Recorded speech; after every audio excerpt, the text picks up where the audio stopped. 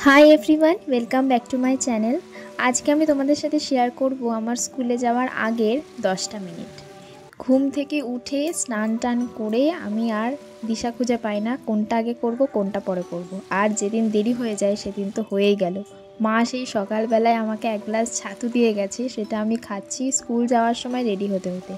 घुम थेके उठते आजके হয়ে গেছে लेट, মানে আমার হাতে আর মাত্র আধ ঘন্টা মতো ছিল। সেই সময়ের মধ্যে আমাকে স্নান করে সমস্ত কিছু গুছিয়ে খাওয়া দাওয়া করে রেডি হয়ে বেরোতে হবে।